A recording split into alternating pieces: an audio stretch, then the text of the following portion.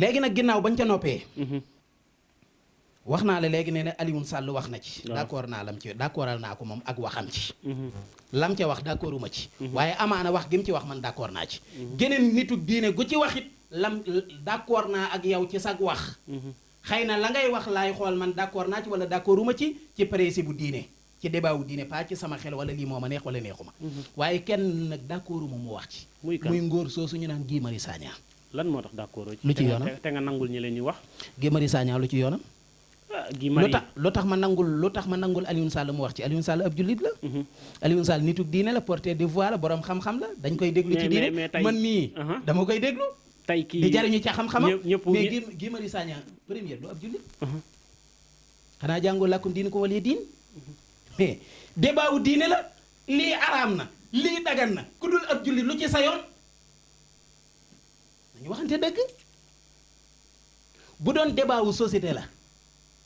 débat wu société muy ndax ndaw ñi war nañoo dem ci gaal gi ndax waruñoo dem ndax réew mi metti na ndax tubaab yi lii loola man d'accord naa mu wax ci parce que débat wu société la mais en cas nag nit yi diine yi naan lii dagan na lii araam na muy seen débat lu ci yoonu Guy Marius Sagna laa xamul. yoonam nekku ci dafa ëppal rek ndax mënoo koo nangul ci benn côté xam ne moom activiste la maanaam moom nit ki lay xeexal. luy activiste. maanaam xoolul jëmmi ku dul jullit ak ku dul jullit maanaam jëmmi nit ki rek moom lay xeexal. ndax jëmmi nit ki lay xeexal ay activités yu baree bari. maanaam xeexalut ku dul jullit ak ku nekk ab jullit. moom na nga nekk Sénégal wala nga nekk ci lu dul yoon wala lu yoon ak lu dul yoon rek. moom mu taxaw défendre la. waaye d'accord nga ne loo gis ci àddina rek dafa am limite. d'accord nga ci loolu. loo gis rek am na foo tàmbalee am foo war a yem. d'accord naa ci loolu. day xeexal nit ñi day xeexal àq ak yelleefu doomu aadama comme na ko Amnesty di defee. comme na ko RADDHO wala feneen ak feneen di defee. waaye dama ne débat wu diine laa wax. waru cee dugg daal waru cee dugg. parce que dafa mal placé wu pour dugg ci benn du ku ñuy xaar ci diine ñaareel du ab jullit bu mu wax ci diine rawatina na ngay corriger koo xam ne moo la gën sa baay gën sa juróom-ñaari maam. waaw. waaw. loolu la ñu gëm di buñ gëmoon ne lam nekk gën duñ bàyyi dem toppi lam nekk waaye dañoo gëm ne lam nekk gën dañoo gëm ne lu ñu nekk gën kon ku ci nekk yaa gën ku ca nekkul ka wax ba mu koy critiquer ka ko jur ab jullit la ka ko jur juróom-ñaari maamam ay jullit lañ kon kay ñoo ko gën moom gën lu mu am parce que loolu la ñu gëm di moo tax ñu topp alxuraan bi moo tax ñu topp yonent bi sallallahu alayhi wa sallam bi buñ ko gëmee te ne duñ ko wax kay jëriñ ñu koy gëm kon moom waru cee wax ci cadre diine parce que du ab jullit cadre l'islam mënu cee wax Cheikh Bass moom li mu wax néewul sama gis-gis néewul njortu nañ ne dafa indi ay aaya alquran teg indi ay hadis teg indi waxi Serigne Touba teg nekkoon nag xaraam na waaw nañ bàyyi borom xam-xam yi ñu débat ci ak moom bu laajee débat. mais loolu Guy Marius Sagna mënu cee dugg xam nga ba muy wax ci mbirum immigration fan la waroon a yem. mooy lu tax ñu di ko def nan lañ war a def ba mu dañ moom foofu lañ koy xaar waaye moom naa fekk la. xam nga lu tax. barki démb sëñ Mountakha joxe 200 millions. ci corona bi moom wax na ci. dégg nga mu wax ci. 26 millions xaw ma 27 millions yi sëñ Mountakha mujjee waxe ci semaine bii may wax ak yow wax na ci. mas ngaa dégg lenn lu baax màggal Touba gi jàll nga xam ne dafa redresser économie Sénégal. nga xam ne économie bi dafa daanu woon màggal Touba ñu yëkkatiwaat ko. nga xam ne ñoom kilifa yi politique yi dañuy wax wala ñi yëngu ci wàllu économie ak finance dañ ne màggal gi bu amutoon mu ñaaw loolu moom wax na ci en tant que borom xam-xam ne. en tant que nee na ku bëgg réewam xaw ma activiste xaw ma faraabe ki dégage. wax na ci. waaw lan moo tax nag léegi bu lu baax dikkee duñ ci wax te buñ gisee ne jàpp nañ ne lii du noona ci seeni xalaat yu gàtt ñu ne dañ ciy wax loolu fan lañ ko teg mais loolu naa fekk la ku koy defi naa fekk la muy moom muy keneen. deuxième boobu muy yoonam da ciy nekkul dafa mal placé wu pour wax ci problème bi nag mooy. la ko gën a xóot du sax affaire diine. lu mu doon. mais yoonu murid la ñu bëri mënta digérer. waaw day déranger. débat bi daal nekkatul ci àtte l'islam ak yooyu du àtte l'islam ka ko wax la. am na keneen ko ko doon waxee feneen. coow do am. barki démb bu wax juree amoon na fi di. dégg nga kenn sëqat ci.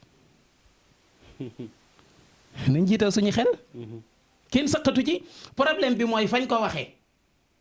parce que jàpp nañ ñu ñëw fi jiitu. est-ce que ñaar yi ngay méngale ñoo bokk. ñoo bokk kay. jëfaleeg ji. débat la rek.